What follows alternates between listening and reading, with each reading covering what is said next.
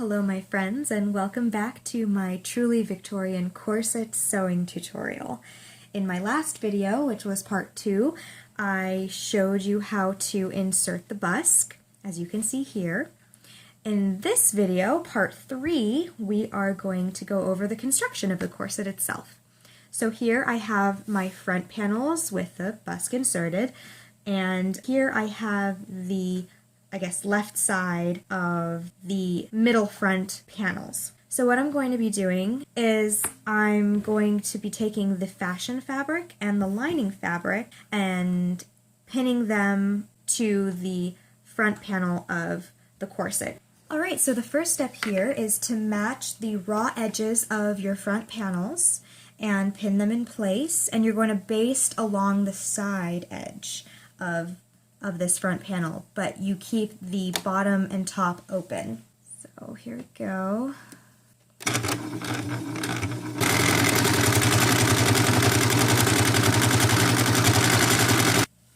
So now that that's not going anywhere, you take the middle front piece of your fashion fabric and you pin the right sides together.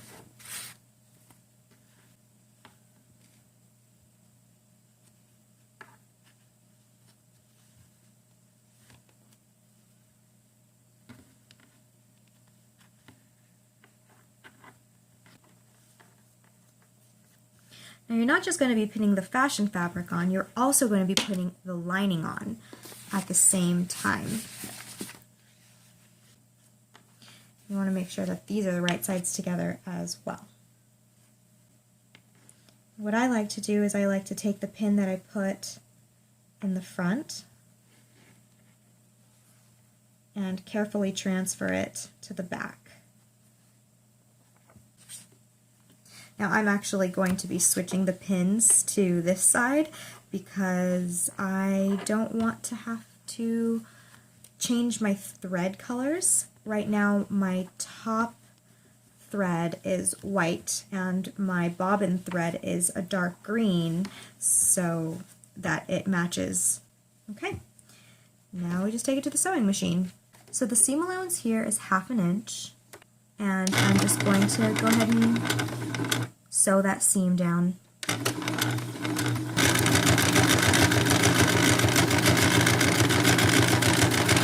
There you go. That is a beautiful seam. So the next thing that you're going to do is clip the curves and then press your fashion fabric and lining out. You get a beautiful finished seam on the inside and on the outside, and that way you have both your fashion fabric and lining sewn at the same time. And I find that this technique helps save a lot of time and a lot of effort on my part. This is something new that I just learned, and I hope that I just blew your mind. So I'm going to go ahead and press this out and we'll come back and see how it looks.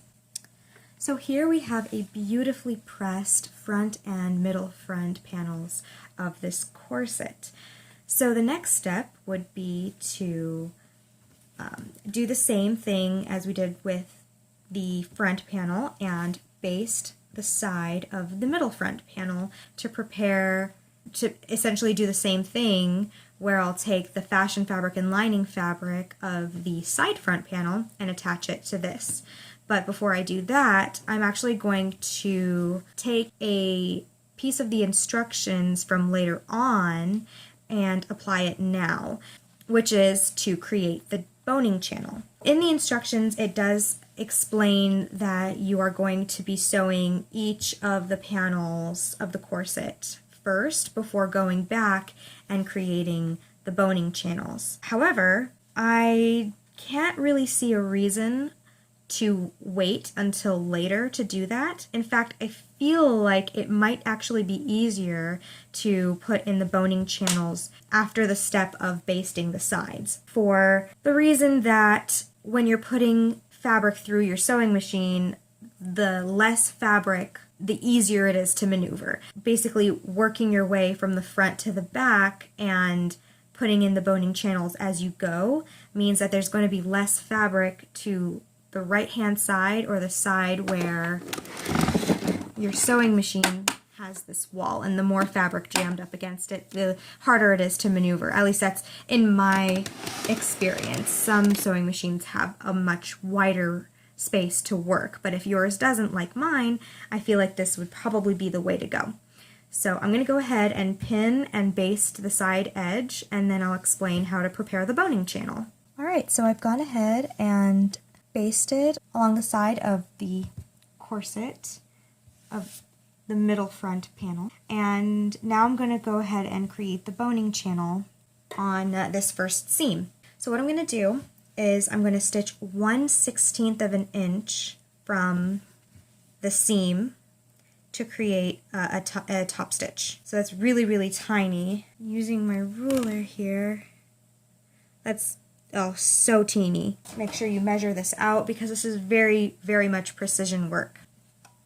You know what I'm going to do, and what might help you, is I'm going to mark the very top here where the mark won't be seen because I'm going to be using bias tape to edge my corset. And that'll just help me get started. So for this stitch, after I've dropped my needle and I kind of can see where 1/16 of an inch is, I'm just going to take some visual markers of where my foot is sitting to make sure that I have a consistent width down the length of this seam. I'm also putting my sewing machine at its slowest setting, and I'm just going to be as patient as possible and make sure that I can be as accurate as possible.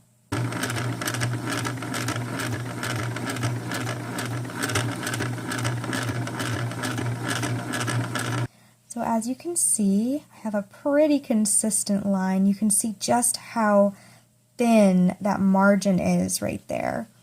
So from this stitch that I just made, I'm going to stitch 3/8 of an inch away from it.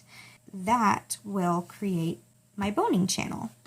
So I'm going to go ahead and mark it 3/8 of an inch. So 1, 2, 3.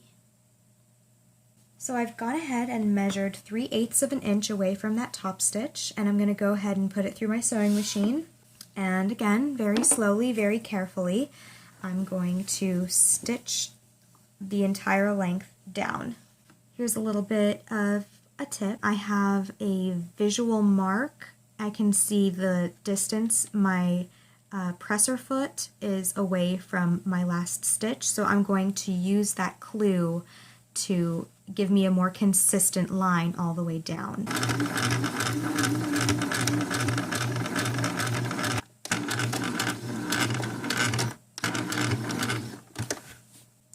And there you have it. I just created my first boning channel.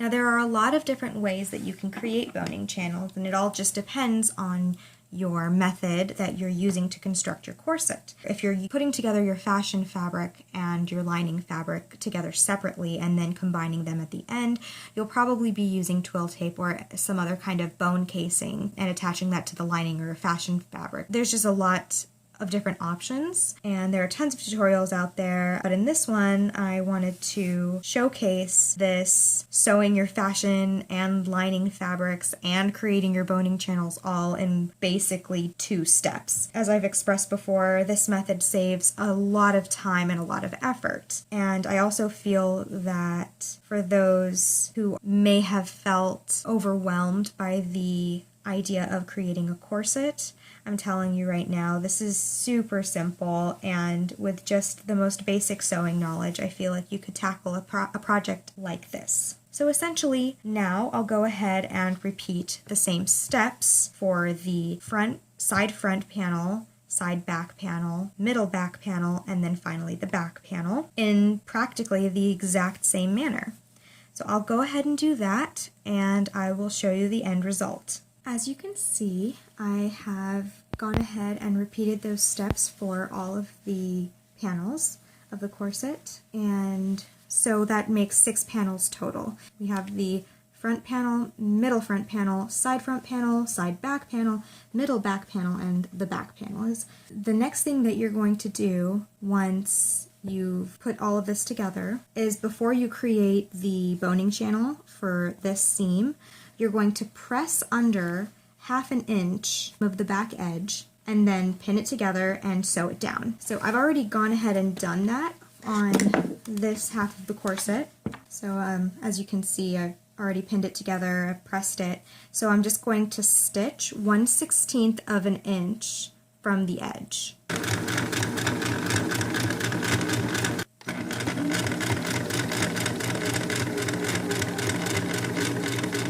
So now that this edge is finished, I'm going to go ahead and repeat the same steps that I did for each of these boning channels on this seam.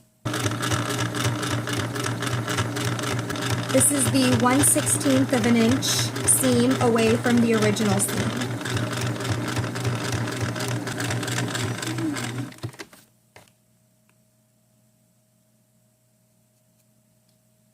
And this is the 3/8 of an inch seam away from the 1/16 of an inch seam that I just made.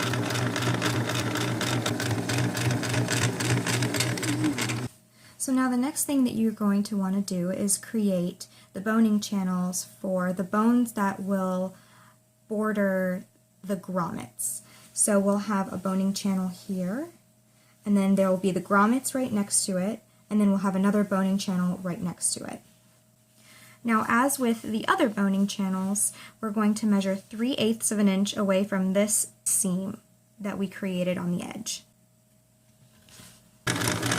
Again, I'm taking a visual cue from where my presser foot is in comparison to the seams that I've created previously. Now, from the stitch that I just made, I'm going to measure 3/4 of an inch space for the grommets to go into. I'll go ahead and mark that on the top.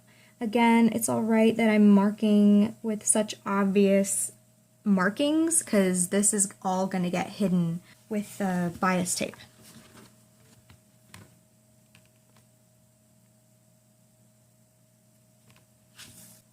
Now, in case you're wondering, my visual cue for this seam to keep it as consistent as possible is I'm actually looking at where my fabric ends in comparison to where this metal plate ends, and hopefully that will achieve a consistent stitch.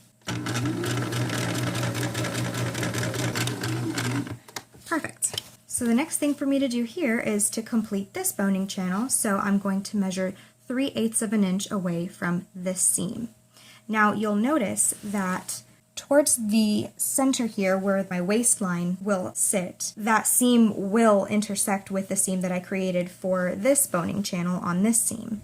Now that's all right. That only just provides even more support for your corset. Now, for those who are a bit curvier, that space will be bigger. It's common practice to add boning channels to the middle of each panel if need be. A good rule of thumb is to have no more than 3 inches width between the stays at either the top or the bottom of your corset, and the stays can be nearly touching at the waist, but should not be more than 1.5 inches apart. So I think I can get away with having my stays just at the seams. So let's see. That's very nearly 3 inches, so I think that'll be okay. Yeah, and that's 3 inches there. So if I really wanted to, I could add another stay on these panels, but to have a more consistent look, I'm going to keep it at just the back panel, having another stay right in the middle of this one so that the grommets have more purchase. So again, I'm just measuring 3/8 of an inch away from the last seam that I did. So essentially that's all there is to it. I hope you've enjoyed part 3 of my truly Victorian corset making tutorial. And if you have any questions, please feel free to leave a comment down below. Please subscribe and like this video, and check me out at facebook.com/AmandaKCosplay. You can also find me on Instagram and Twitter. Thank you so much. I will see you in the next part where we will put in the